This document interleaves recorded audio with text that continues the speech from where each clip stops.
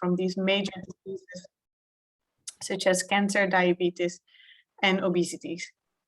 And of course, the micronutrient deficiencies, which are still quite prevalent across different regions in Ghana, they can also be addressed by the consumption of fruits and vegetables.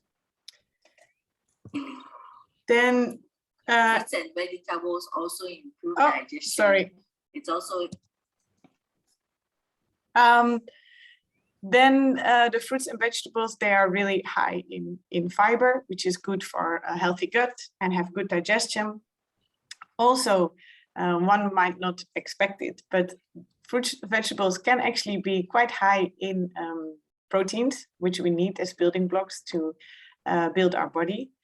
And also, not to be overlooked, fruits and vegetables, they add a lot of color and flavor to the dishes, as you can also see on the slides.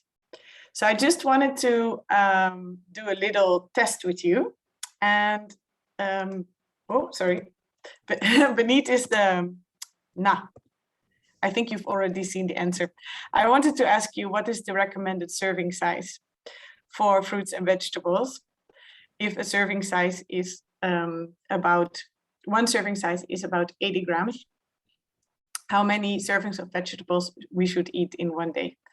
But the answer was already revealed, I think, and it is indeed 3 servings. Then there's another question. Oh, something is going wrong. And that is about how often do Ghanaians consume vegetables. We've looked in the demographic health survey for Ghana, and then the question is that has been asked to the people, to the respondents, is how many times in a week do you consume vegetables? Of course, you can imagine if the recommended serving size is 3 servings per day, one is supposed to consume vegetables every day. But I think a very important finding of the demographic health survey in Ghana is that actually most Ghanaians on average consume only a vegetable 4 times a week, so 4 days out of the week, which is far less from optimum. And then there's also a very recent study that came out in 2021, in last summer actually. It was a study by Abdul Aziz Saidu, and they looked at fruit and vegetable consumption among adolescents in Ghana, the in-school adolescents. And here you can also see that the percentage of Ghanaian adolescents that is actually meeting the recommended levels of fruit consumption, vegetable consumption, and then fruit and vegetable consumption is still only standing at 35%, 26 and 28. So it's pretty low. And here we're talking about the recommended intake of 5 servings of fruits and vegetables a day, out of which ideally 3 vegetable servings and 2 fruits. So this, I think this can help us all realize that there's still a lot of improvement and a big way to go, and that there's also an urgency and a relevance for projects like HortiFresh, building on the production of fruits and vegetables, making them much more available and accessible. But then me and my team, we're also working on increasing the awareness. So looking at the consumer's side of it all and increasing the awareness of the importance of fruits and vegetables, but also making them a much more popular and interesting product. So, 1 second. But in order to do that, in order to come up with a strategy of how are we going to promote this consumption, we first set out in 2019 to do a study on the barriers to vegetable consumption. We've decided to first focus in on vegetable consumption. And we've used a mixed methodology. So we've done in-depth interviews, a survey, focus group discussions. And based on these findings, we've actually identified the 8 main barriers towards vegetable consumption among youth. So we included respondents between 18 and 35 years old. And then we found that, well, as you might have expected, price is very important. It varies though between indigenous vegetables or exotic ones, with the exotic ones being much more expensive. And also the taste preference is quite, some people said that vegetables have a less appreciated taste, which actually also links to the other barrier that we identified related to upbringing. A lot of respondents actually explained that because of the fact that they were not given vegetables when they were raised, when they were younger, they never really felt the need to try new vegetables or to include them in their diets, more like a matter of habit. Then the availability is also an important barrier because a lot of vegetables are still only available when they are in season. And there's quite a lot of worry about food safety issues. People worry about wastewater being used in the production of the vegetables, or they worry about the use of agrochemicals, pesticides, etc. There's the issue of satiety. So yeah, a plate full of starchy foods or cassava usually fills up the stomach more than, let's say, a carrot. And when people have limited resources, they choose for the food that can make their stomach feel full. And there's also the issue of convenience, that sometimes vegetables take much more time to prepare and to clean. And a lot of people, which is also related to convenience, now start eating away from home in restaurants or in like from small shops on the street. And that's actually the place where the respondents reported that they're less inclined to buy vegetables because they don't know if they've been cleaned well and handled well.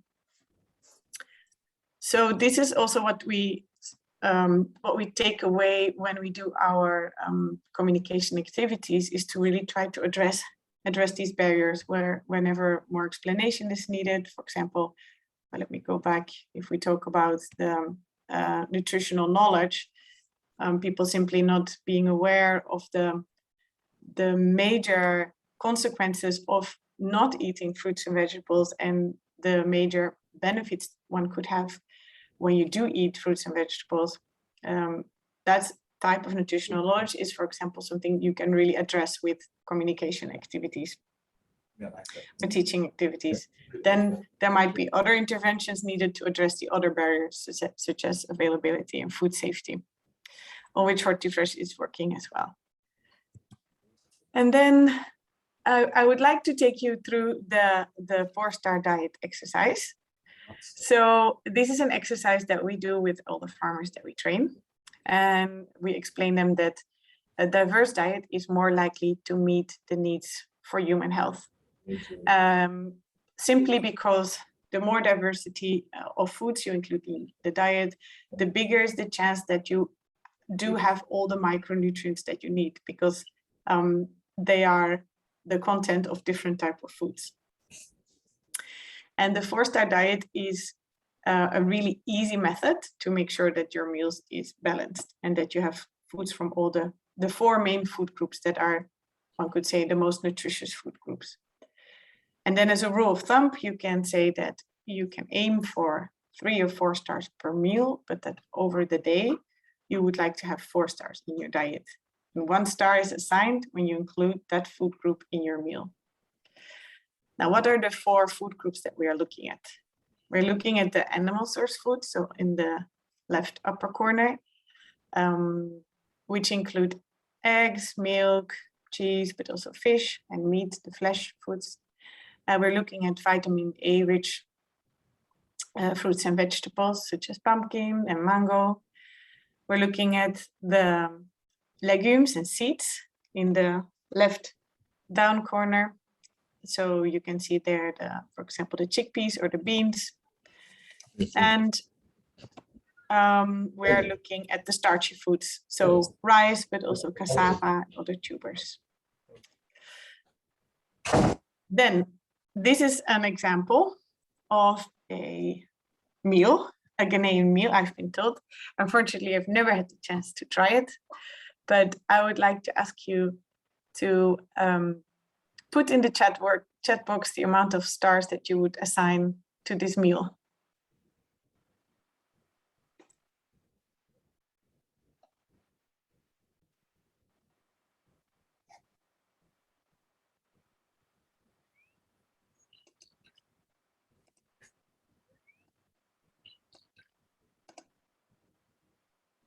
So it's a meal that consists of boiled yam, palava sauce, and pear.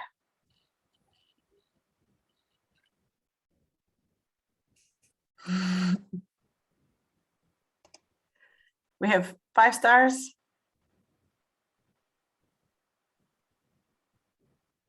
Four stars, 3 stars.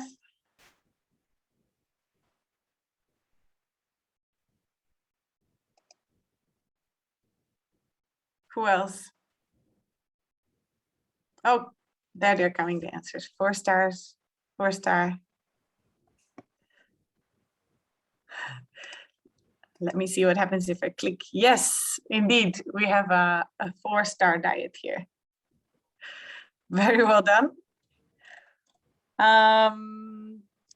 Ellen, can you explain how you got to the 4 stars? Okay, so we have a healthy fat and oil. On this plate. There's also carbohydrates or starchy. Okay, And then we have. I have an issue with because if I switch my sound on, I have a background sound, but I hope that the others were able to hear the explanation of Ellen. She was actually still explaining. So just let her finish. Okay. Okay, so there's the green leafy vegetables. We had protein, we had healthy fats and oils, and then carbohydrates. So that's why I gave it a 4 star. Great. Thank you very much. Thank you very much. We have one more example here of banku okra sauce, garden eggs, pepper, and fish.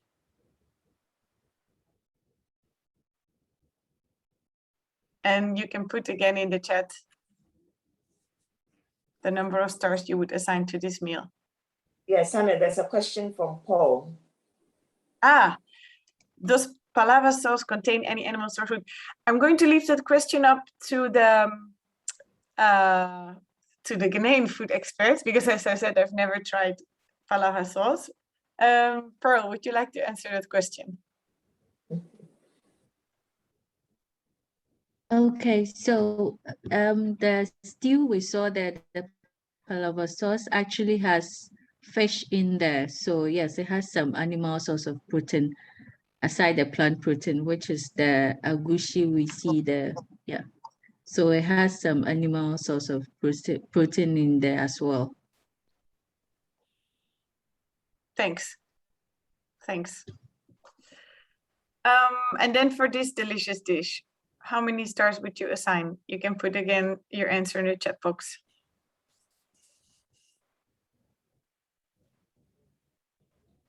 We are assigning. We are making. We are assigning stars. I don't know.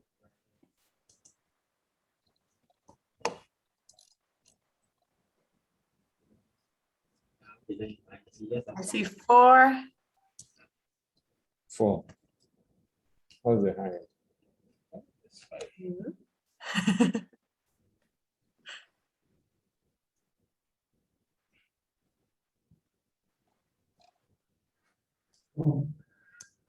Can I ask Kodwo Osei Sarfo to explain your answer?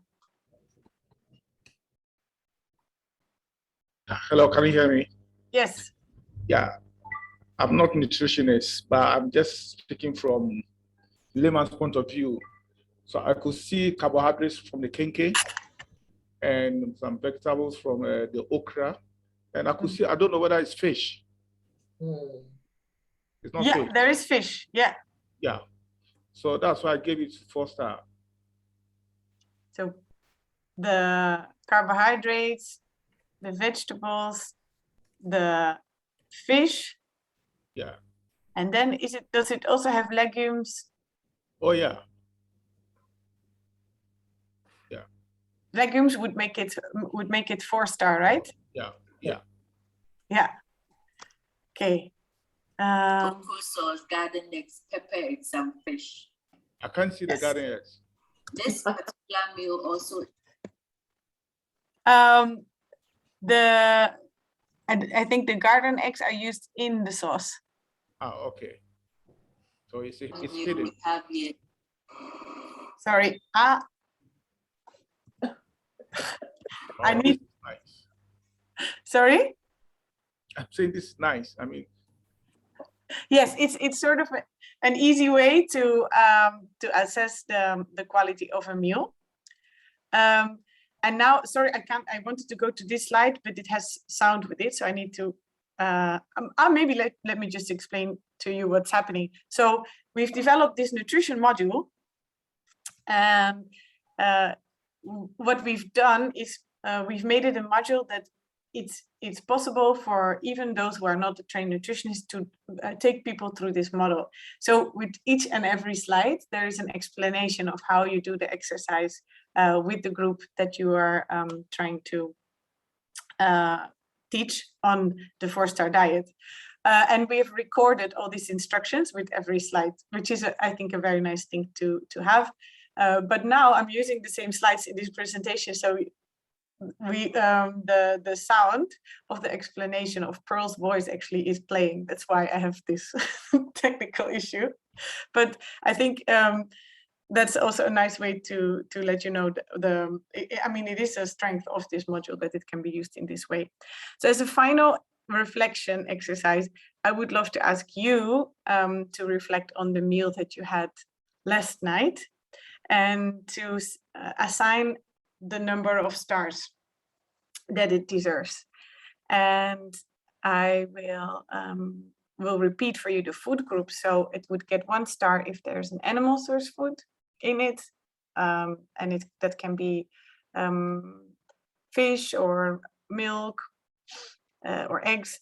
It would get a 2nd star if there's vitamin A rich fruits and vegetables, so the orange ones, and it would get a 3rd star if there are legumes or seeds. And it would get 4 stars if you have also included the starchy staples, or a tuber, which I think most of people would have there. So please share in the chat box how you would rate your meal. I will also reflect on my own meal.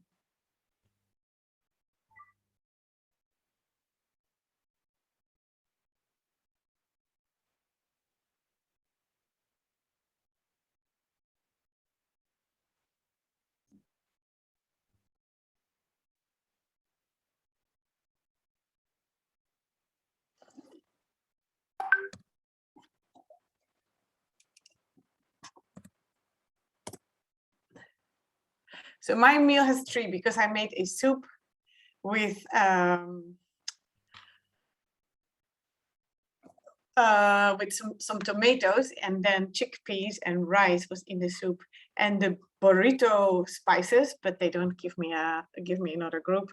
And I had mango as a dessert, and the topping was with tortilla chips and cilantro.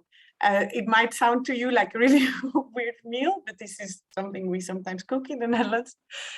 Because I'm missing the animal source food group, my meal of last night, it had 3 stars.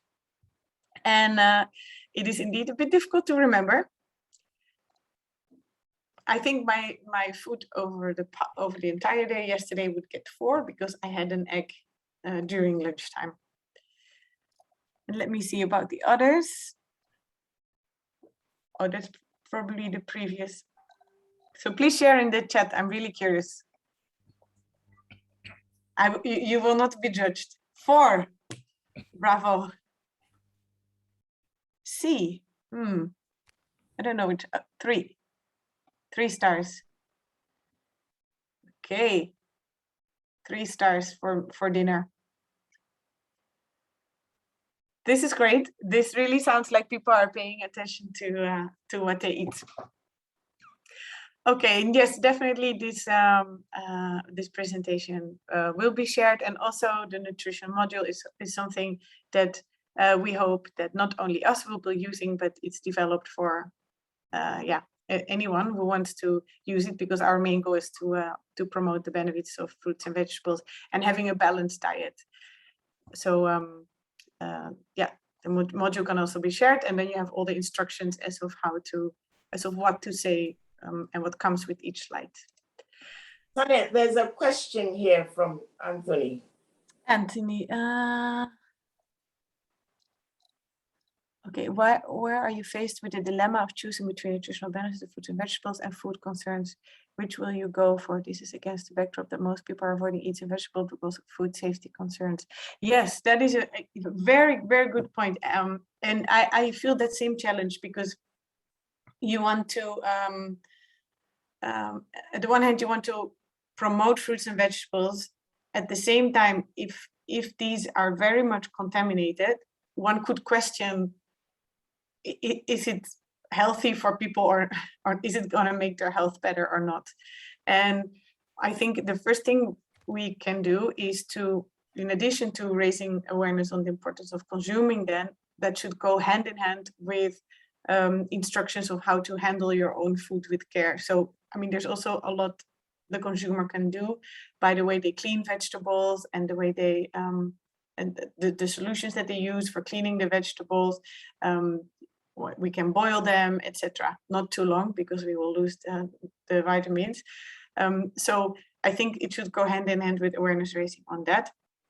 At the same time, HortiFresh is also working on the rest of the value chain and improving food safety throughout the value chain, making sure that labels that guarantee the way the foods were being produced and handled is in a safe way, that these labels also are very strong. And Sheila can tell you more about that. But and then, in addition, I think people should be made aware of the fact that that there's a deep demand for safe vegetables, so that it's also that the consumer is putting out this demand and putting pressure on the horticulture sector to produce them in a safe way, and that they themselves also go look for places where they can access safe fruits and vegetables. But yeah, thank you for raising that point, Anthony, because it is a very a tricky dilemma. I agree. Sheila, do you want to add anything on the food safety? Yes, and because of that, we've set up a food safety task force made up of several institutions and then the private sector. And they are doing a lot of work, and you can read about what they're doing on our website. Anthony happens to be on the task force as well. So I think he was playing the devil's advocate. Anthony, maybe you can say a word or two about what the food safety task force is doing. And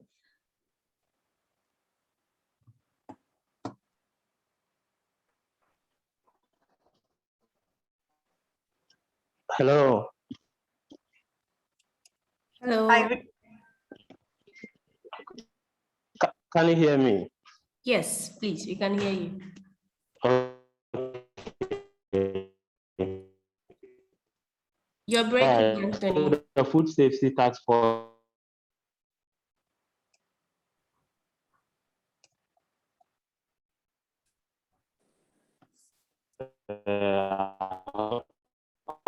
right. Anthony, we can't hear you, so we'll ask you to type it out. Okay. Okay, so the food safety task force is promoting safe horticultural products in Ghana, especially for fruits and vegetables. A lot of safe food. Okay, all right.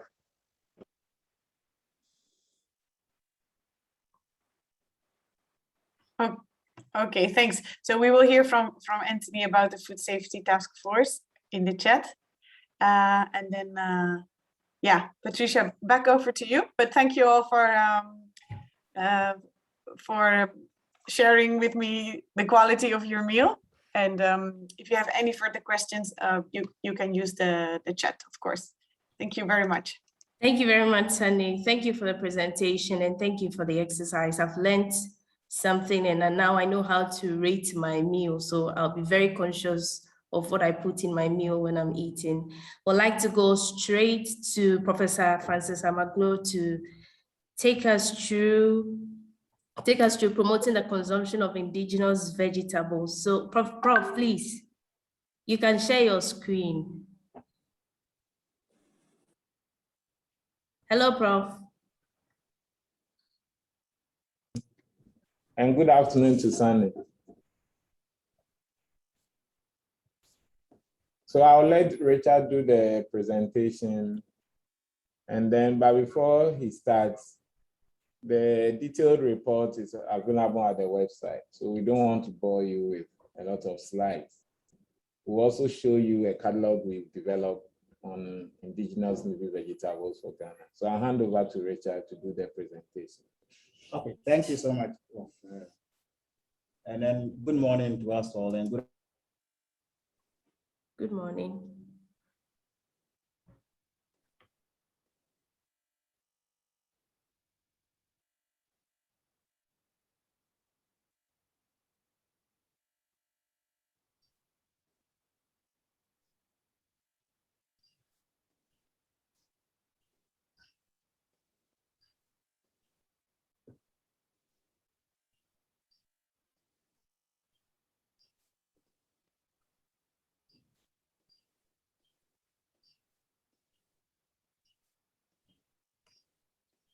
We can't hear you.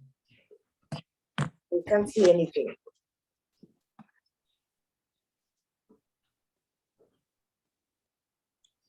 Hello, Prof. We can see your screen, but we can't hear anything. Can you hear now? Yes, we can. Great, all right. So I said before I will look at how to promote the consumption of vegetables, I would like to share with you some highlights of our research work we did together with Sunny and then Jemima. So we tried to define indigenous vegetables as plant species that have been cultivated or collected from the wild. And they are very important for our economies, human health, and then social. The status recognitions like tomato, cabbage, and the rest. So what did we find? We realized that for indigenous vegetables like cocoros, something like lefu, something like bra, we consume them day in, day out in Ghana. I realized that they are cheaper source of, they are very cheap to obtain. They are highly nutritious and they are easily accessible. Now, we also looked at the importance or the benefits of consuming these indigenous vegetables. Well, we know that they contain a bit of calcium that can help in building our strong bones. It contains vitamins, vitamin A, vitamin C, and the rest that can help in our vitality. It gives energy and it gives blood and so on and so forth. It also aids digestion because it contains some amount of fiber that will help in the digestion of food. Now, this is where I would like to talk about the restrictions that consumption is not restricted. Okay, sorry, I think I've missed that somewhere. Some major barriers of consumption of indigenous leafy vegetables. This is where I would like to mention that our proposal for how to promote it will be based on these points that I'll be mentioning. So the main barriers that affect the consumption of indigenous vegetables in Ghana. Well, we know some of them are not available. So how are we able to make them available? We can make them available by developing their seed system. Some of them, their seeds are not really available. So if we develop the seed system, they are available in the communities. And then we'll also take them through how to grow them. It is one thing having the seeds and another thing knowing how to grow it very well. So we have to engage community seed producers or vegetable producers to be able to produce the seed and then be able to cultivate them and then use them. Now, after cultivation, some may not even know how to prepare it. So we need to also do some advocacy to teach these people, indigenous people, or these populace how to use these indigenous vegetables to prepare various recipes. If you look at the report, you'll find out that some people say they don't like the taste. So how can we tweak the taste so that it will be suitable for all? So we will look at developing recipes with them that will make the vegetables more acceptable to the consumers. Another thing that is, we also look at cultural and social beliefs, and this we have to sensitize. We need to tell people, we need to drum home the importance of consuming indigenous vegetables because they are cheap, because they are nutritious. We need to drum home these things so that the consumers will get to understand. It doesn't take one day to do it. It's difficult for people to change their behavior because we are used to eating starchy foods with little vegetables. If we try as much as possible to sensitize people, we'll be getting somewhere. Now, the processing, we also know that if we overcook it, we are going to the nutrients, they are heat liable. So if we apply so much heat, it will not inure to their benefit. So show them how to prepare foods using minimal heat so that we don't end up destroying the nutrients that is in it. We are eating it because of the nutrients. So if you prepare it and then you prepare in such a way that all the nutrients will be gone, then you are just eating only the fiber and not the vitamins and then the minerals that is in it.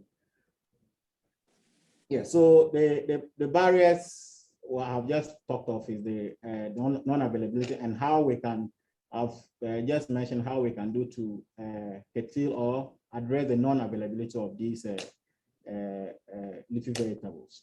Then, yes, then this poor sensorial qualities that the taste and the color, yes, we can develop recipes that will make them appealing. We know that we eat what we see influence our consumption. So if we're able to let them process it in such a way that it is a bit appealing, then we'll improve upon the consumption of these leafy vegetables. Yeah, so the leafy vegetables that we also saw in our report that mostly consumed or that are available in Ghana is what we see in the right-hand side, the amaranth, the okra, cocoyam leaves, jute melon, that's cockroach, kenneth, and the rest. So basically, this is what I can say for now. I don't know whether if Prof has something to add. So in terms of the barriers to, I think what we can do is we can consider minimal processing to make sure we have some in the lean season. We need to apply science to see how we can dry, minimally process greens, so that if it's not the raining season, the indigenous type, we can still have them year around. So from this, we are going to share the catalog we have developed. And we don't know, we need to go to share again. It's on the desktop. So I share, let's share it. The green button. Catalog is now on desktop. It's on desktop.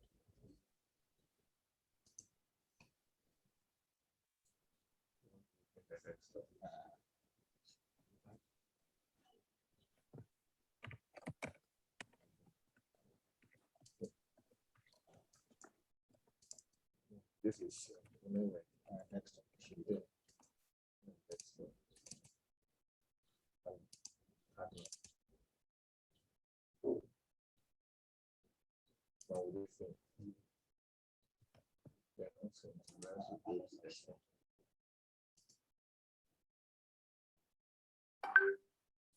Can we see the catalog?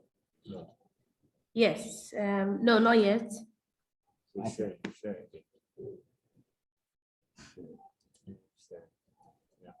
Okay, so this is, here we go. I hope you can see the catalog now. Not yet. Yeah, not clearly.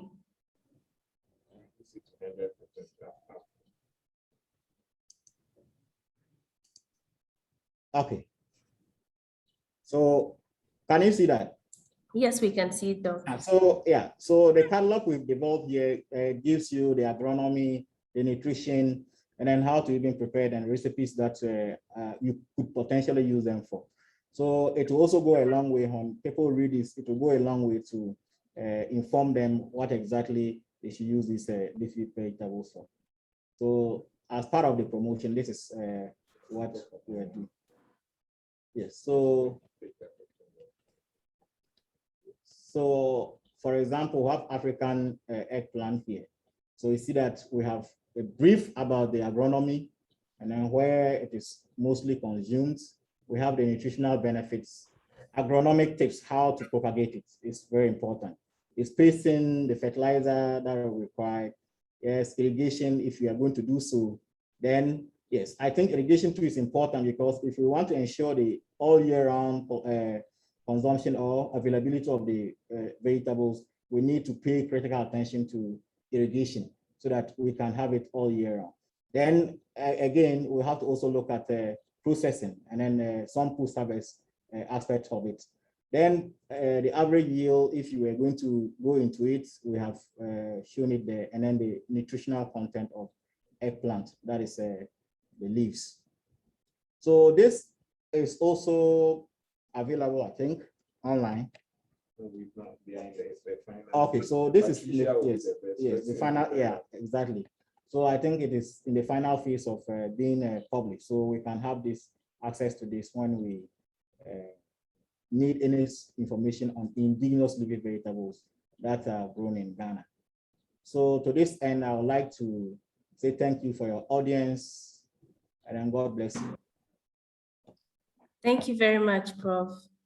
Thank you so much for the presentation and giving us an overview on the catalog you and the team has worked on. It was such a good work. Thank you so much. Please, we have gotten to the stage where we'd like to ask questions, the Q&A. We would, if you have any question for Sunny, if you have anything for Prof and the UDS team, kindly unmute yourself, introduce yourself and ask your question.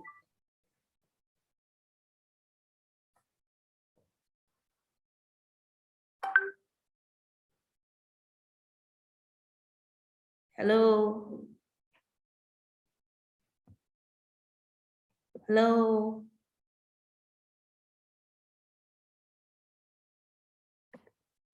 Hello.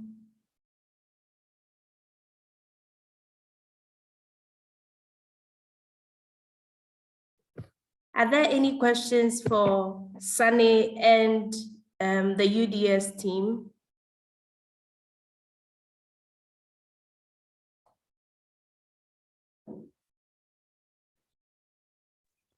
Hello. Hello. Yes. Good morning. Good morning. This is Sachibu Mohammed. Yeah. I just want to make a very passionate request of connection and contact with Prof. I did my PhD also in indigenous knowledge and then on food. So I think Prof's work, I must admit, is a very, very useful investment area that I think HortiFresh has ventured into. And I think that I would really want to stay in touch. So this is a formal request to get in touch with Prof. Okay, thank you very much. We'll get you in touch with Prof and then you can start your conversation. Thank you. We have Anthony. Anthony, please, if you can hear us. Yes, Patricia, I can hear you loud and clear. Can you hear me now? Yes, I can hear you now. Okay. So my submission earlier, the Food Safety Task Force, we are promoting safe food in Ghana with the support of HortiFresh. We've done a couple of work sensitizing consumers, farmers, all the value chain actors on food safety. As part of our work, one question keeps coming up from the consumers. Consumers want to know that yes, they are aware of food safety concerns in the market. Should they avoid taking vegetables, or what should be the best way out? And mostly our response to them is that you have to weigh the balance between the nutritional benefits your body will get vis-a-vis avoiding it completely. So as part of our work, we do advise them that they shouldn't avoid eating of fresh fruits and vegetables. They should stick to the eating, but they should always ensure that they buy it from a trusted source. So because this is a nutritional webinar, I just wanted to pick the views of nutritionists in that regard. Thank you. Thank you, Anthony. We have a video that was put together by the consultant for our nutrition focused activities. So I'd like you to see how one of our indigenous vegetables, which is hitherto used for soups, there has been another development to it. So I would like you to all watch it quickly. It's a short one.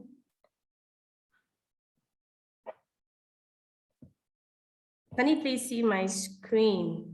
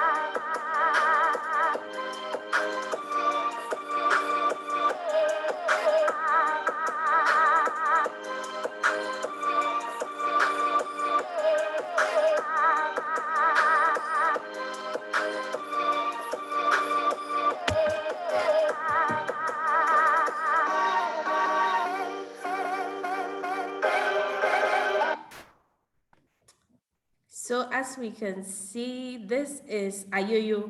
Ayoyo we use traditionally for soup. There's another dimension to it that you can actually use ayoyo for stew as well. So like Prof said, the indigenous vegetables can be used for a lot of things. We are still taking questions. So please, if you have any question, you can raise your hand, unmute yourself and ask your question. Okay, someone says that we should try and educate consumers to grow their own vegetables. Thank you very much, Michael. That's a good one. We should try and educate consumers to grow their own vegetables. Are there any questions, any contributions? If there are no questions, then we'd like to go straight to Pearl Salome to talk about the importance of workforce nutrition and its possible intervention. Pearl, are you here? Hello? Yes, please. Hi.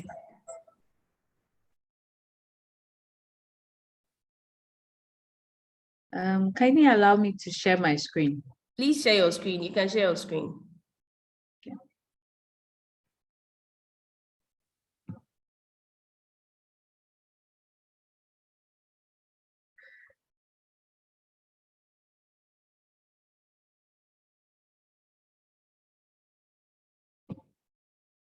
You'd have to make me a host so that I can.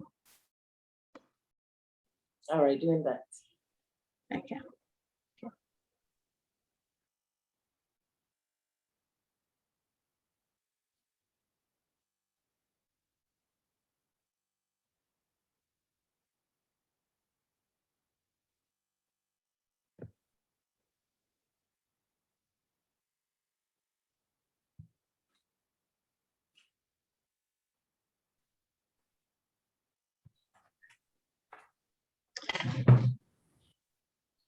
All right, good morning, everyone.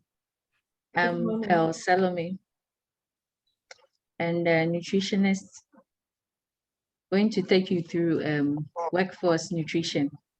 Please, I hope everyone can see my screen. Well, yes, we can see your screen. Okay.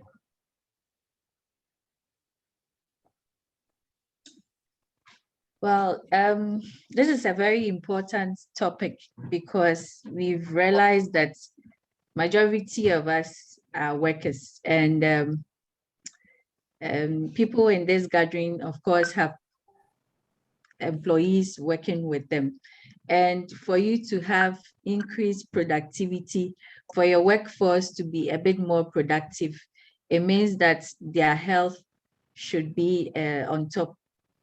They should be well, so workforce nutrition has become a very important discussion in our world currently, especially also with COVID around us.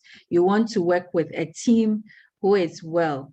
And so this morning we are going to go through workforce nutrition, how important it is for our businesses and how it can improve or improve productivity in our workplaces.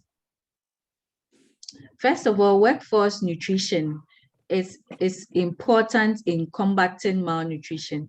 We know that currently malnutrition is on the rise. When we talk about malnutrition, people may be tempted to only think about undernutrition, but there are different forms of malnutrition. So we have overnutrition, we have undernutrition, and then we have micronutrient deficiencies. The micronutrient deficiencies, of course, do not show so much, and these are the things that also cause a lot of problems in our workforces. So we are saying that improving workforce nutrition can improve productivity for both the private and then the public sector together. And workplace actually provides a conducive environment for such discussions to go on. Because at the workplace, sometimes we have meetings, we have the opportunity to discuss new things that comes up. So we think that it's an opportunity to bring change using the workplace. So if you want to discuss something about why people should be consuming more fruits and vegetables, the workplace is a good point to start from, so that gradually it gets to their families and then the return. So it's more like a win-win situation for both the employee and then the employer. So providing healthy diets at the workplace can also help minimize non-communicable diseases. Now we've realized that when you take about 10 people coming to the hospital, you may get about 2 or 3 of them coming with non-communicable diseases, including hypertension, diabetes. And so if you have a team that has a great percentage of your workforce coming into work with such conditions, it's definitely going to have some impact on the team. So providing healthy foods at work, we are saying that in the long term can help minimize such non-communicable diseases among the workforce. Some surveys were conducted in Ghana among private firms. So we screened a number of employees in private firms, and then we realized that more than 50% of the workforce had issues with their blood pressure. So some people had very high blood pressure, some had high glucose levels, some had very high body mass indexes. And these are indicators for a higher risk for non-communicable diseases. And so it's important. The evidence is there, and it's very clear that when people have a higher risk of such non-communicable diseases, it gradually would reduce their productivity at work. And of course, you, the employer, in a way would have to pay more, because then you have to be paying more for their healthcare expenses. And so it's important to start paying attention to. We will get to that part of the presentation where we'll talk about some of the interventions that companies who have not started anything can start looking at. Globally, when you pick 1 out of 3 people are malnourished, globally. So you have about 2 billion people being overweight and obese. And so it's telling us that we need urgent action on improving workplace nutrition. And now there is a very strong link between diet and mental health. How well people are, how good their mental health state is also going to affect how productive they are going to be at work. So we're saying that if you provide people healthy meals at work, of course, it's going to also have an impact on their mental health state, which in turn would affect how productive they will be at work. So we have a simple diagram here trying to illustrate to you the impact of poor diet at work.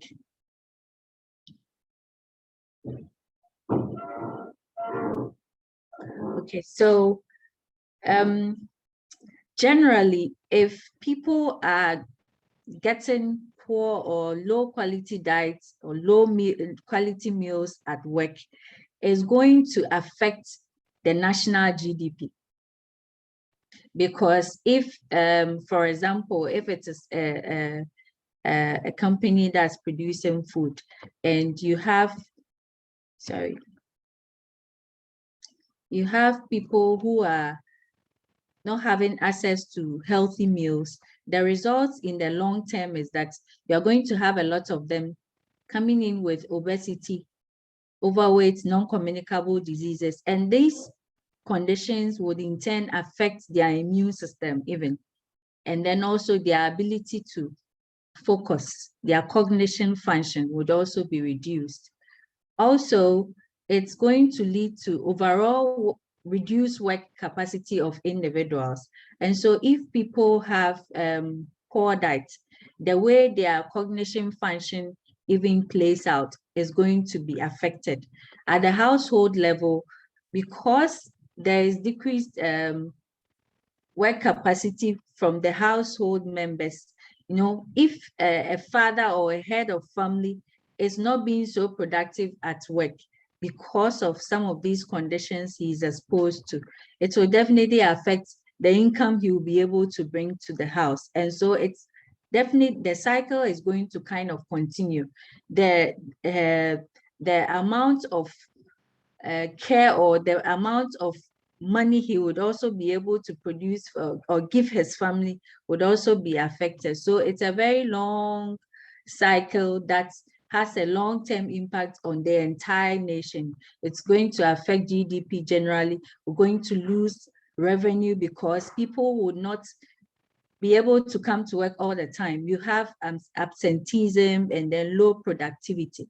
And all these things, again, would in turn affect work output, or generally we'll have a reduced GDP. So the impact of poor diet at work, we may look at it in a very small way, but when you are looking at it in the long term, it goes back round and comes to affect the entire nation. So we believe that it is time we start paying attention to workplace nutrition, because we have majority of our workforce, energetic workforce in the various workplaces. And so we should be paying attention to the quality of diet they have even whilst they are at work. So someone may be asking, why is it so important to have nutritious meals, or pay attention to workforce nutrition? It is because it would help minimize even accidents at work. So for example, if somebody comes to work and they haven't had anything to eat, research has shown that the ability for the brain to even function well and focus depends on the quality of diet you are having. And so your ability to remember things, your ability to function very well depends on what you are eating or what you are feeding your brain. So if people are offered nutritious meals at work, one of the positive side of it is that it's going to help minimize workplace accidents. It's also going to help reduce cost, expenditure on health. Because for example, if you have a team, you're working with a team of say 10 people, 15 people, and you have about 5 of them on medications for high blood pressure or diabetes, in a way, the company may be forced to sort of help pay for their health expenses. And so we are saying that if you start putting in strategies to look at improving nutrition at the workplace, it will help minimize the cost of health expenses that the company has to pay for yearly. So there are a few things you can start considering if you want to start workplace nutrition. First of it is to try to provide your employees with at least a healthy meal, 1 healthy meal or 2 whilst at work, to improve their energy levels and their nutrient intake. So you can start with snacks, like simple snacks, because usually when people come to work, they are so busy, they're grabbing anything they can find around them. So if the company has it as a policy of providing some, maybe it's very healthy, we believe that it will go in a long way to improve the nutritional status of the people in the team.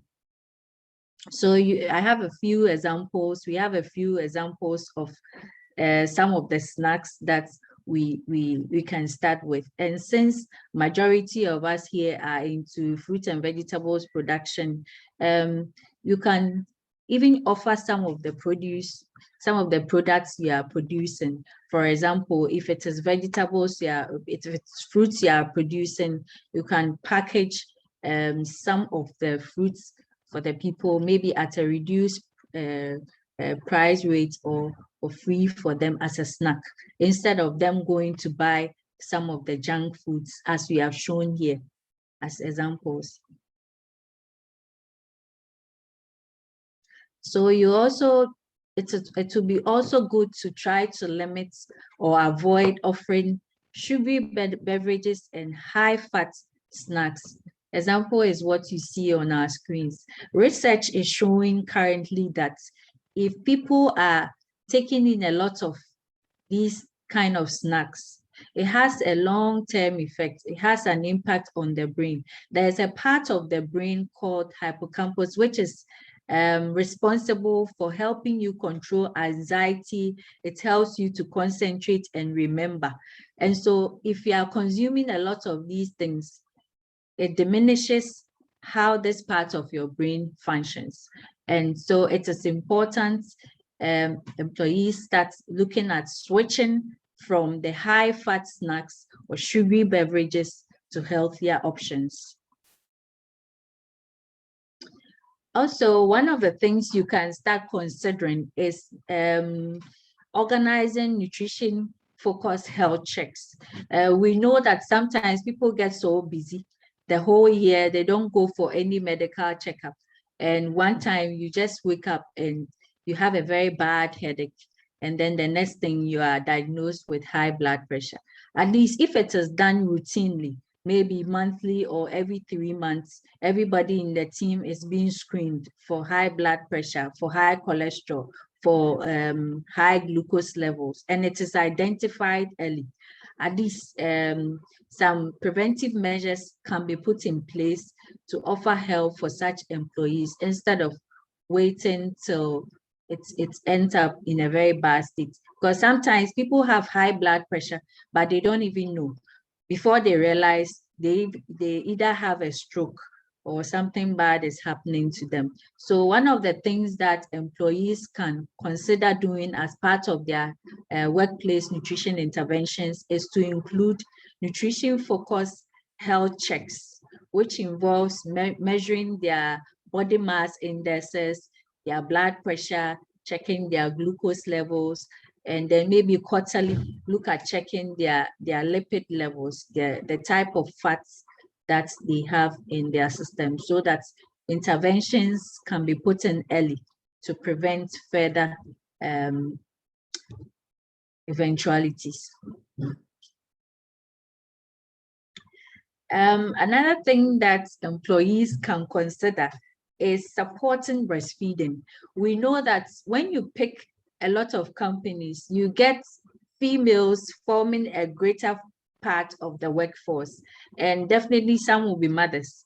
And so it will be good to have policies that give mothers the opportunity to breastfeed.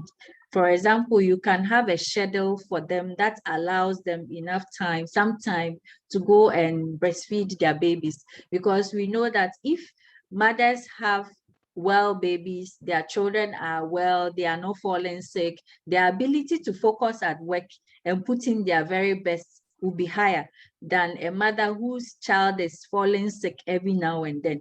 And now a lot of research has proven that breastfeeding is the best option for children. It protects them from all sorts of infections at the early stages of their life.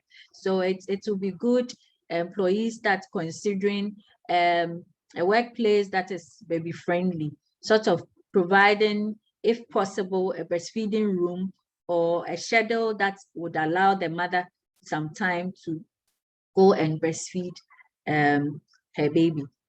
Also, because a greater portion of employees are women, they have additional nutritional needs, especially during breastfeeding. So improving the diet of such employees can also have a very good impact on their productivity, even whilst at work and breastfeeding. So for example, if you have 2 or 3 mothers in your team who are breastfeeding mothers, an additional snack can be given to them just to improve their nutritional status, which would in turn help improve their productivity whilst working for you.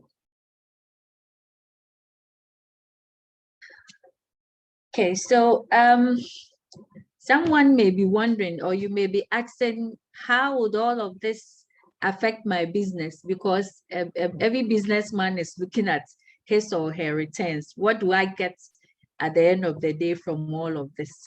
Yes, we believe that if employees know that my employer is concerned about my health, usually people will put in their very best. So targets can be met earlier, which would definitely affect the company's outcome. So if, let's say, it is a team that is into production, because everybody on the team knows that our employer is concerned about our health, at least they pay attention to whether we are sick or not, what we are eating, it would sort of motivate them to put in their very best for the company. And so a workforce nutrition program will just come to complement probably already existing, because we know some of the companies have already existing wellness programs where they sometimes inviting resource persons to have talks about good healthy eating, etc., with the team. So having an additional intervention like giving in the snacks or including breastfeeding friendly interventions in the already existing ones would sort of motivate your workforce to give in their best for the company. Actually, we have designed a poster that we adopted from GAIN, the Nutrition at the Workplace Handbook, which we have summarized here. So how can a workforce nutrition program help your business? It would help your business in several ways. So for example, it will help improve the employees' health and well-being, because like we said, if people are eating good quality meals, it definitely has a good impact on their health and general wellness. It also improve or increase productivity and efficiency, because if you don't have a lot of people in your team falling sick and missing work, the targets that you set for the month can easily be met. It will also help reduce absenteeism and also improve the morale and engagement of your employees. Because like I said, if people know, if your team knows that, okay, our boss is so much concerned about our health, whether or not we have our blood pressure numbers in good shape, it it sort of boosts their morale. When they are coming to work, they are happy, they are positive, that we have to also put in our best for this company, because this company is concerned about our health and general well-being. It will also help attract prospective employees, because everybody wants to be attracted to positive things. So if people hear that as for company A, when you join them, this and these and these are the things, interventions that is going on there with them, automatically a lot of people would want to identify with your company. So those are some of the benefits of the workforce nutrition program for your business. It will also help attract a lot more customers, because customers usually would want to engage responsible businesses. And so if they get to know that for this company, they organize monthly education sessions for their employees on food safety, etc., or they even do a general health check for their team, obviously people would want to buy more from you, because they know that your team is a very healthy team. And it also would help support employees' families, because, for example, if you have nutrition education sessions for your employees, they will definitely also engage their families. They would communicate some of the things they learned, the lessons they've learned from work with their families, which generally is going to improve the entire household. For example, if you educate, you engage an expert to come and talk to them about high blood pressure and how to prevent it, the messages they get from this session will be sent home. And so the family, in a way, is going to be protected from some of the non-communicable diseases that the family members could have had. Lastly, it's also going to increase employee retention. Because like I said earlier on, if people know that you are concerned about their health, their well-being, they would definitely want to stick with you and not leave you. There are some people who will join this team because they are not happy about how the organization is concerned about their welfare. They leave this team and join another team. So if you have a workplace nutrition program in place that is having your employees' interest at heart, your employees will definitely want to stick with you more. So those are some of the advantages that we think workforce nutrition programs can give your business. Aside others, these are just a few of them that we've summarized here.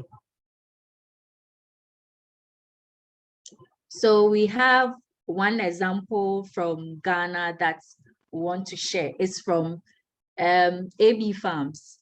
AB Farms has started, actually it's ongoing, it's been ongoing for some years now. So they want to share, they shared with us some of the outcomes of the interventions they did since they started.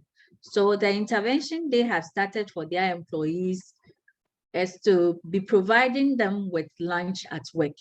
So the meals are actually prepared at the workplace because they are into producing vegetables. So they said they use some of the vegetables that they are producing. They use some of them to prepare the meals for their workers. And so it's more like everything is done in-house. So you know what is the ingredients that are being used in the food preparation. So it even makes it safer for them. So these things, this has actually helped them with their productivity as shared by the company owner. And he also says that sometimes, occasionally, employees are given and their families are given free fruits and vegetables from their farms for free, and then some too at a reduced rate for sale for them, which I think is very impressive, because usually the consumption of vegetables and fruits are lower among families because of sometimes the cost involved. So if the company is giving it to them for free. It has actually helped improve the consumption of fruits and vegetables among their family, their households. The outcome of these interventions has been that they have realized that their productivity has gone up, has improved greatly, because their employees are always motivated to be at work, even if it's for longer hours. They don't mind staying for longer hours at work, because they know that definitely they will have a decent meal at work. And so I don't have to leave work, go around searching for food. So it has helped improve their productivity. Also, they say that their targets have been easily achieved because the number of employees or percentage of employees who keep falling ill every now and then is very minimal among them, because they routinely also do some health checks for their team members. And their employees are also generally satisfied working with them, because they feel that their employer has prioritized their nutritional needs even at work. So generally, it has improved their productivity. So how can you get started in case you haven't started anything yet for your company? If your company hasn't started anything yet, there are some small activities or activities that are not so much capital intensive that you can start, and then gradually include bigger interventions to improve your workforce nutrition. So for example, you can start by having an eating space for your employees. So usually people come to work, they have to leave work and go and get food, find a place to sit. You know, sometimes it takes even some number of minutes and hours to even locate a good eating place. They step out, go and find a place, eat before coming back in. So the number of hours that they will have to spend at work would automatically be reduced. So productivity gradually will go down. So we are saying that this is something that you can start looking at including. If you already don't have anything like that going on, you can have a separate space, a small space where your employees can go and sit down and relax and eat. You know, your mood, as people eat in a relaxing mood, it will affect how they come back to even work. So providing them a decent place to sit and eat, clean water to drink, hand washing soap, and then maybe one snack whilst they are at work will go a long way to improve productivity.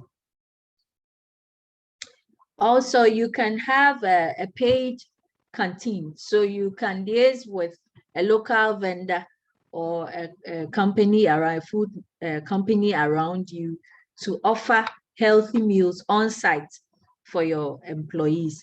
And so there are some arrangements that can go on in order to reduce the cost.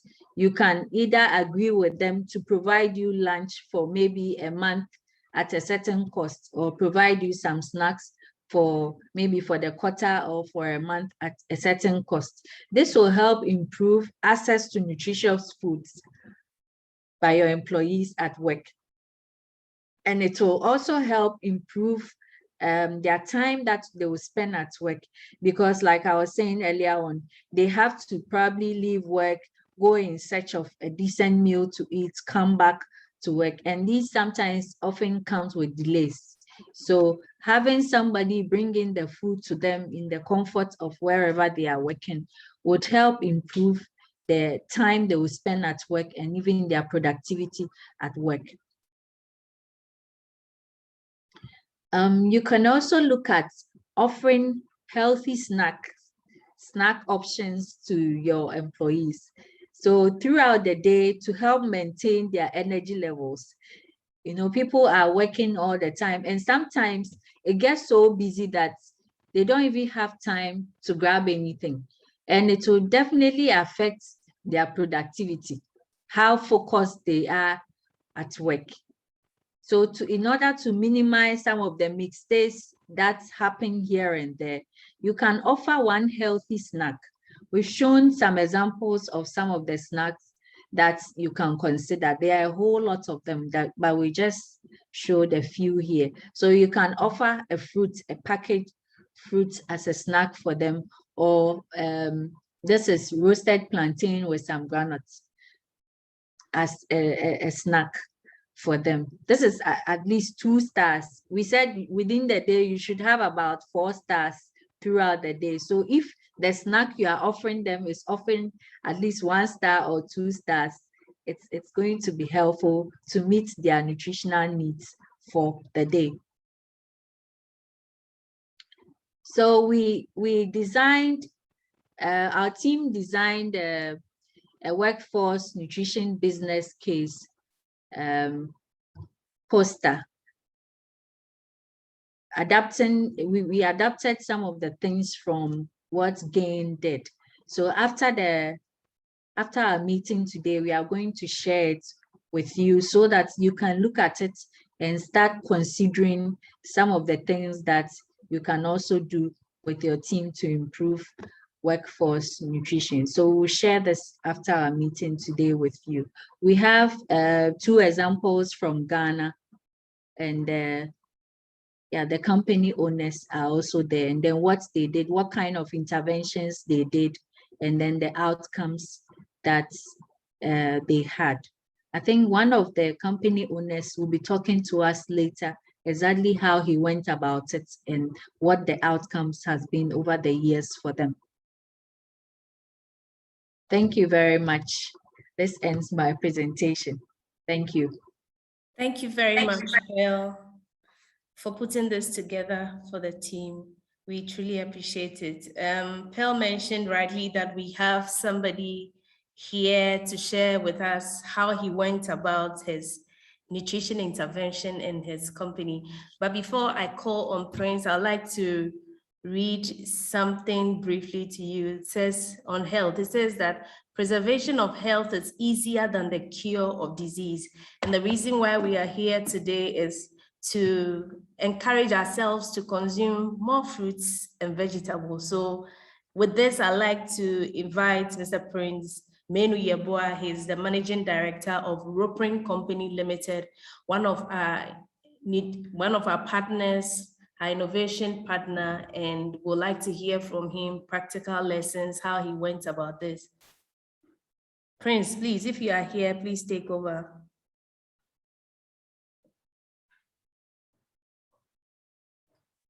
Hello, Prince.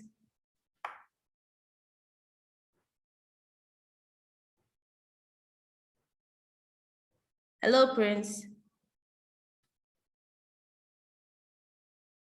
Do we have Roprin on? Yes, I'm here. Yes, please. Please take us through the practical ways how you are engaging your staff in nutrition in your organization. Okay. Thank you very much for having me. My name is Prince Manu Yeboah with Roprin Company Limited. Roprin is a fruit and vegetable supplier that deals with the high-end market, where we supply high quality fresh fruits to some key market segments, like the retail outlets, including ShopRite. We do the hotels, the restaurants, facility and management companies. They provide catering services for the oil and gas and the mining companies. And they also do the chandlers. We are currently also doing some for individual households. And we have an eye for exports in the next few years. I think that workforce has been an integral part of our operations. Without them, we wouldn't have been able to achieve what we've been able to do over the short period of years of our existence. And having recognized that, we try to put in some interventions that can help enable them to work well, so that we can also get the needed revenues that we need and to be able to grow as a company. And I must say that it's been a very worthwhile journey, having introduced a component of providing them at least 1 square meal a day. Because I've come to also know that, as employers, many a time the costs that we incur is not only related to absenteeism, but presenteeism, okay? Where people come to work, but it's as though they never came. The productivity is very low and the morale is very down. And so when you look at it critically, you will realize that about 1/3 of our productive time is really, wasted. About 1/4 of our productive time. So if you want to convert into annual, about 3 months of real productivity is lost per person because there is very poor nutrition and very low productivity, and it affects companies a lot. But as employers, it is not something that we really look at, because we tend to look at the immediate cost that moves from us, but we don't look at also the benefit that it comes. Because of our location and where we are, staff coming in the morning usually buy their own breakfast, but in the afternoons, they would ask permission to go and then buy something and come back. But we realize that it takes them in excess of 1 hour, because they work like 20 minutes to go and then 20 minutes to come. Aside the fact that they will go and meet some queues and all of that and come with excuses. So when you look at the productive time, after 1 o'clock, work barely even goes on. And so sitting down and analyzing that, we decided, look, we are all going to take up that challenge and then provide them another alternative where we will buy the food in town and then we'll bring it to them. And so when the delivery guys are going, the delivery team is going to do deliveries, they tell them, okay, I need this, I need that, buy it for me, okay? We also realized that also came with a lot of challenges, because somebody says, I need gari and beans. Somebody tells you, I need awache. Somebody tells you, I need banku. Somebody says, I need kenke. And so if the staff who is going out to do the deliveries then turn up moving from one joint to the other, trying to organize these things, then we are not able to even do much, because you can do just 1 or 2 deliveries and people are chasing food and they come back very late, and that also affects productivity, okay? And then the other thing is that when the food hasn't arrived, most of them will be waiting for food and they will be whiling away time. They are hungry at some point, they can't, the morale is down, they can't work so well. And that is where the presenteeism comes. They are present, but it's as though they are absent. Because at the moment that they have not received the food, they will be sitting down waiting for the food to come before work resumes. And employers that are on this platform can attest to the fact that sometimes you are faced with some of these realities. And so it has been a very challenging, and that is where we came in that, no, then we are going to provide a better alternative by providing them at least 1 meal. And the competitive advantage we had was the fact that we are doing fruit and vegetables. And so majority of the raw material base is what we are doing. And surprisingly, some of the items, when it comes, we end up even throwing them away.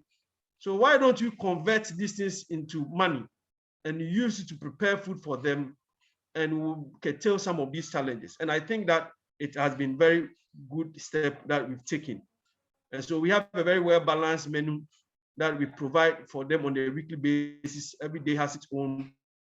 But I must say that it also comes with some bit of challenge, because we've had situations where employees that we've employed to cook for these staff end up preferring the items, some of the items. It's not all the things, some of them we buy.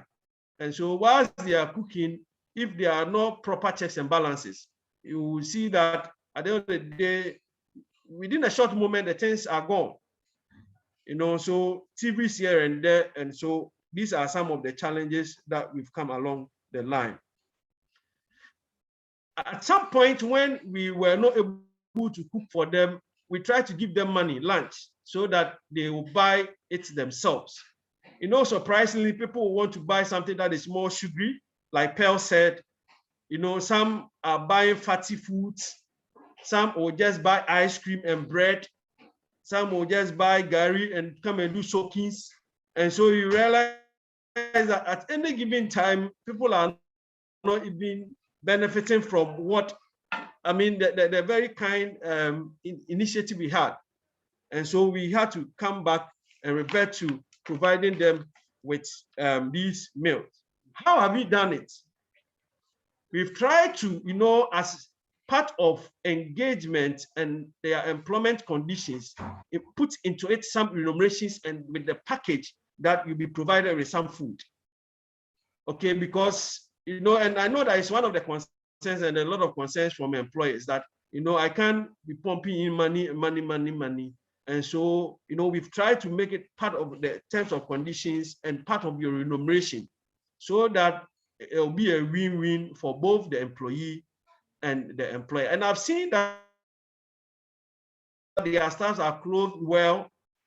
They have their tie, they have shoes, lipstick, hair, so that they can attract big clients and get the monies. Okay, so they are all part of a remuneration.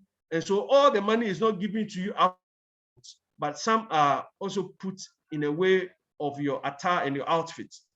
And so if employers can be that innovative, I'm sure that it's going to be very good, you know. But, you know, surprisingly, employees themselves don't want those packages because they feel that they need to be giving all the money. Please, am I there? Yes, please. Yes, so employees also feel that they should be giving all the money and they eat one time. Some even feel that why should I be deducted tax or even pay SNETs and not giving me all the 5.5% that you are even deducting. And so that is how the human nature is. But once you engage and join, they begin to appreciate that it is a better option for them to have these things. I see that another way is to maybe engage a third party who can also provide some of these services based on your strength. And at the end of the day, employees will be much satisfied to come to work and to work with. And I always give a clear example of the school feeding. You know, people go to the school, not just because they are even going to learn, but because of the fact that when they go, the children, they will get 1 square meal. But by virtue of their being there, they will learn something. And so once we are able to do that, it serves as a lot of motivation for people to even come to work, knowing very well that when I come at the end of the day, at least there's a square meal, well-balanced, prepared food that I can eat. And I know one of the things is that it helps them in terms of their perspective and cognitive function, improve their mood. You know, a hungry man is an angry man. And there are times when the food hasn't come, you see that their mood is not too good. But when they are satisfied, you see the joy in their faces and they are working and they go extra mile. Okay, and it goes a long way to reduce a lot of depression that, I mean, we are faced with. And these are things that has helped us as a company. So in terms of the benefits, that is to the employee, okay? When it comes to the company as like Roprin, it has helped us to cut down some of our losses, things that we would have ordinarily thrown away, like those fruits or vegetables that are cracked that you can't send to the shops, those that are bruised, that you can't really take it to a customer, but they are in good condition that it can be used. We've tried to use all of these things, and it has helped us to save us from monies that we would have just thrown away after we have sorted and graded. Okay, so these are real benefits that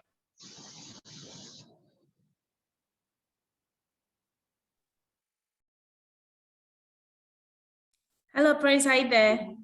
Yes, I'm here. Can you kindly wrap up your presentation for us?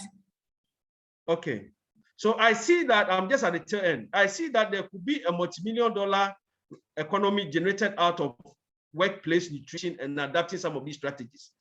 Because you can just imagine that if every workplace they are cooking and they are providing a meal, there's going to be a lot more food service industry players that are going to be engaged. And it will mean that they are going to buy these products from growers and service providers, even like Roprin. and it's going to generate a lot more revenue. And it's one of the things that I learned from the people of China when I went last 2 years. They've tried to make sure that they are generating their own economy by the things they do. And so when you look at the masses of companies that we have, and if everybody is trying to adapt these things, I'm sure that we are going to generate a lot of economy, revenues and economy, and create a lot of jobs by way of these things. So by way of wrapping up, by optimizing the workplace nutrition, workers will receive a lot of nutrition needed to stay alert and stay focused, whilst employers will benefit from, a reduced absenteeism and less presenteeism. And that will come back to us by way of our productivity. Thank you so much for your attention.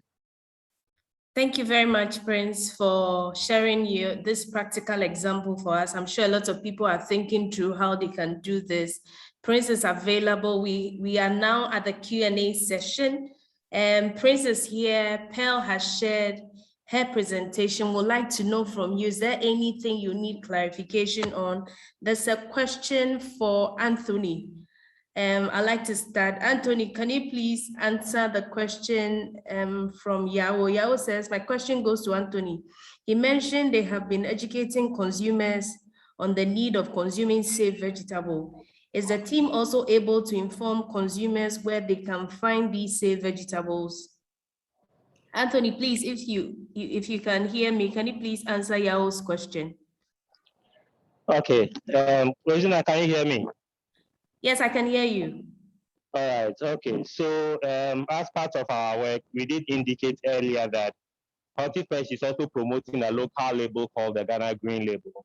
So as part of our work, we do direct consumers to supermarkets where they can find some of these green label certified products, mainly MaxMart 37, MaxMart A and C more. What other advice we also give to consumers is that since the label is not nationwide or is not in everywhere available, we advise consumers as much as possible to keep to their trusted source of suppliers. Don't intermittently change where you buy your fresh fruits and vegetables from. If you constantly buy from Eden 3, HMR, AgriPack, please stick to them without any issues. Please stick to them for now while we work on getting the label across the whole of Ghana. There is another question that I would also want to react to that talked about, is there any washing solution or cleaning agent for fresh fruits and vegetables? Big problem. Any views? I think maybe this question might be coming at the backdrop of the recent video that is making wave on social media, where an elderly woman was washing lettuce with a detergent. And what we normally advise is that it's a way of education. We have done a lot of publicity, a lot of sensitization, but for fresh fruits and vegetables, when you are buying it from a trusted source, a certified source like the Green Label, the Global Gap, or the PGS, the only form of washing that you need is washing with clean water. You just need an ordinary water to rinse your vegetable, and you are good to go. When you are buying it from a source that you are not so sure of, you can either work it out with a salt solution or a vinegar solution. Please, the detergent for washing fresh fruits and vegetables is a no. If you've seen anybody doing it, please, it's just a way of education. Just get closer to the person and let the person understand that it cannot be done in that manner. Thank you. Thank you, Anthony. We are still taking questions. Please, if you have any suggestion, any question, Sheila mentioned earlier that this is a brainstorming session. We want to have discussion on what we can do for workplace nutrition. If there are any contributions to, they are welcome. Alex is saying that you can, yes, he's suggesting you can use water, you can use salt, baking soda, or vinegar to wash your vegetables. Thank you very much. Are there any questions for Anthony, who is on the food safety activity of HortiFresh, Pearl, who is a nutrition consultant, Sunny is also around, and Prince, who just gave us that wonderful presentation? Can we have your questions coming in? Are there any contributions? Yeah. Yes. Right. I think Anthony answered my question. You should get in touch with me. I'm commissioning my shop in about 2 weeks to come. So if there is a way we can partner to promote green label in the shop, that would be awesome. So if you can get in touch. Anthony. Yeah. I saw a hand up. Can you kindly unmute and ask your question or give your contribution, please? Yeah, this is Maxwell Akandem. And my question goes to Prince. Hello, yes. Can you hear me? Yes, please, we can hear you. Yes, with respect to workplace nutrition, providing snacks for your workers or at the workplace.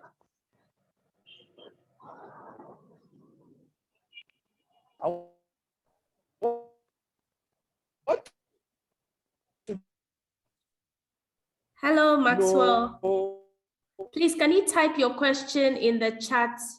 We are having, it's very difficult to hear you. He's able to do that. Is it that he's able to take percentage of their salary? Hello, Mr. Akandem. Can you please type your question, then I'll read it out to Prince. We can't hear you. You're breaking up intermittently. To provide this food at the workplace, or it is a special budget that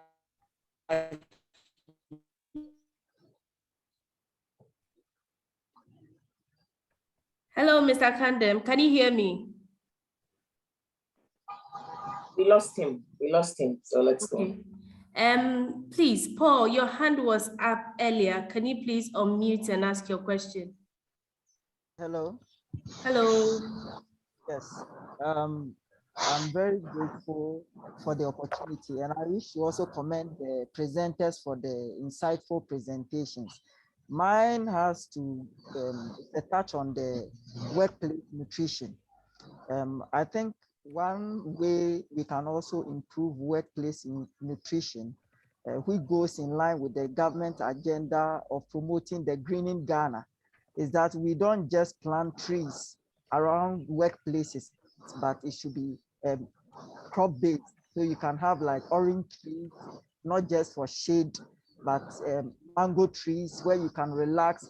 And there should be a revolution that in place of having summer hats in our homes, we should also promote planting of more trees that we can also harvest fruit from. And I think this would support the agenda of promoting nutrition and reducing the burden of disease. Thank you. Greetings to Sam anyway. Yeah. Thank you very much. Thank you very much, Paul. Please, are there any questions?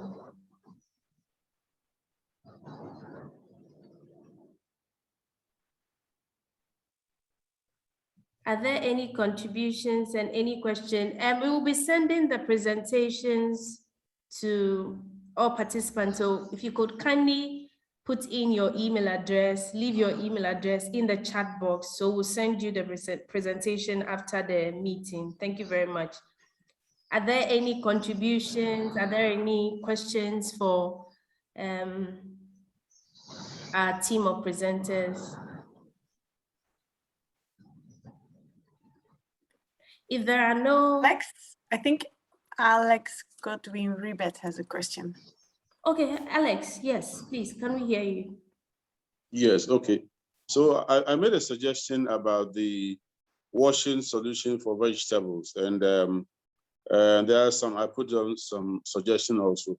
And yes, I saw the video that was that was circulated recently on social media with a woman using detergent to wash.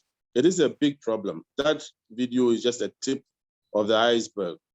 I have seen in several places the kind of things people use for, and it's an I don't know what is the paradox that we put in so much effort in getting clean, good quality vegetables out there, and then it happens that some people in their thinking that they want to improve the hygiene of the products, rather use detergents and so I'm suggesting that it's impossible also for Green Label and I mean all the movement that is engaged in ensuring there's good nutrition, good food out there, adopt also a campaign to create an awareness of the simple things like salt solution and baking sodas and vinegar that can be used for washing vegetables. Because even within my circles, I have to tell a few people about it, and they didn't know. My colleagues, family people, and all that, they didn't know. I mean that you could use baking soda or some of these food grade solutions to wash the vegetables themselves. There's a lot of ignorance about washing of vegetables and fruits, you know. The water is fine, but you know, sometimes the water itself that we get in our homes is also suspect. That's the thing. So some level of we need to beef up basically the way we wash vegetables and if there's any program, anything that can create more awareness about when it comes to washing vegetables, I think it will be in order. Then the second thing that I want to contribute, I don't know, I joined a little bit late and I couldn't pick up everything. But then one of the major problems that I have when I go out and I'm going to be served vegetables is where is the vegetables coming from? Sometimes I ask that question and some people get offended, and then some people who don't know where I'm coming from and they'll say that, okay, it comes from eating to buy from here. ShopRite, I know, for instance, where they are buying their vegetables from. So I would buy. But within the municipality, there are lots of vegetables being grown in certain areas that I know are not fit for human consumption even to start with. They are using sewage water and all that. Can the Green Label set, I don't know whether I'm suggesting the right people, but then can the movement basically for good nutrition do something about it for these people to be not for their livelihood to be taken away, but for them to stop planting vegetables. At the end of the day, some people are doing the right thing, other people are, but all come into the food chain. Is it the food and drug board that has to be up and working to stop this vegetable from coming to the food chain? Because they are obviously not good. So these are just broad thoughts that I have, and I want to share with you how we can tackle the bigger problem of the food that we eat in Ghana. Yeah. Okay, thank you. Thank you very much, Alex. Alistair, please, your hand is up. Unmute and then please ask your question. Okay, so Patricia, mine is not actually a question. My name is Alistair. I work with Blue Skies. Just to support the earlier presentation with regards to providing food for your staff at the various companies. We, for the past 24 years or whatever, have been providing meal for our staff. Why don't you just tell me that's my number? Whenever they come to work. And I think one of the things, in addition to what was said earlier, was that it provides an opportunity for management to be able to engage the staff during lunch periods and to understand what is going on within the setup so that solutions could be preferred. And I think it also gives us an opportunity to give them the right quantity, a well-balanced diet. And also, currently we are into vegetable production ourselves to understand what goes into what is used in feeding our staff. So I think it is something that is very much exciting. And I feel if all industries, I guess that it comes with a lot of burden because you need to put up the right infrastructure to make sure that raw materials are stored appropriately so that you produce against your own set standards. to ensure that your staff remain healthy and to work to improve productivity. So that's just my contribution on that subject. Thank you very much. Thank you so much. Are there any more contribution? There was a comment earlier. Someone said we really need good packaging for fruits and vegetables, like it is done with the Regiwache. So we really need good packaging for fruits and vegetables. Thank you for that submission. Are there any more questions?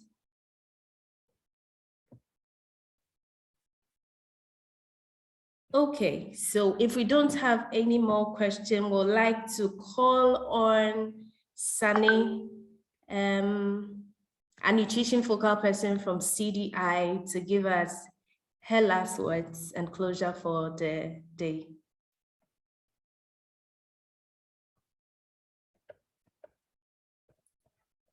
Sunny, we can't hear you. Is this better? Yes. Okay, good. Thanks, Patricia.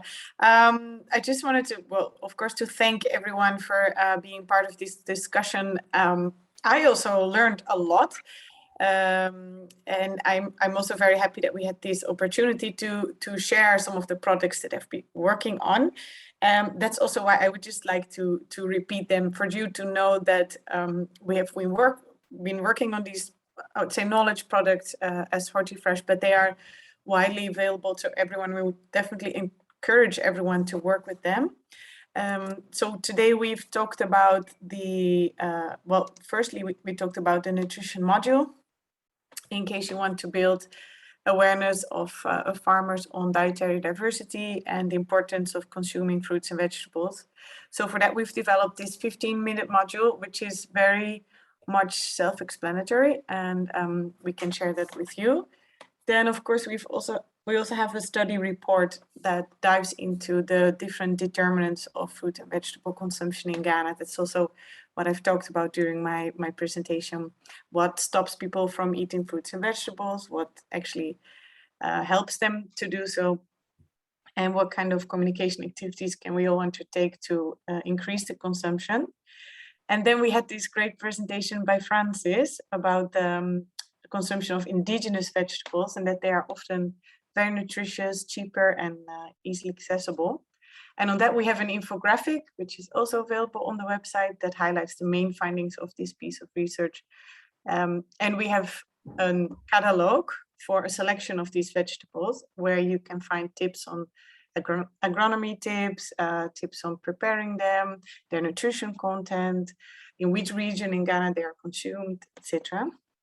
And we have a video of how to prepare the indigenous vegetables in a healthy meal. And then also during Pearl's presentation on the importance of workforce nutrition, we talked about this. She showed also actually to you this poster that is making the business case for investing in workforce nutrition.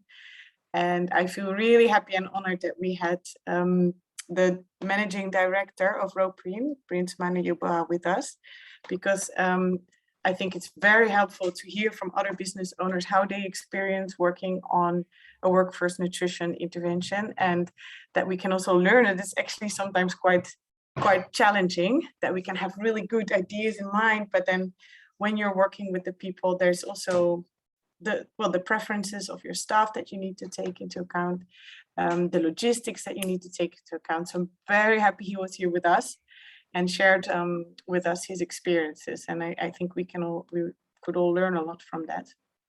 But this poster will also be available on the HortiFresh website. And to give you a sneak preview, we're also working on a second poster that will give you very concrete ideas of healthy snacks that you could provide for your workforce. So please stay tuned with us for that second poster as well. That's all I wanted to say, and I wanted to thank you very much for being with us today. Thank you very much, Sunny. And on behalf of the project manager and the entire team and the nutrition team, I'd like to say thank you very much for taking time off your busy schedule to join us in this very important discussion, even in this era of COVID-19. And I'd like to tell you to keep leaving please leave your email address in the chat room. We'll be sharing the presentations with you. And also my last word to you is that always remember that the first wealth or your first wealth is your health. So eat more fruits and vegetables. Thank you very much. Have the best of the day.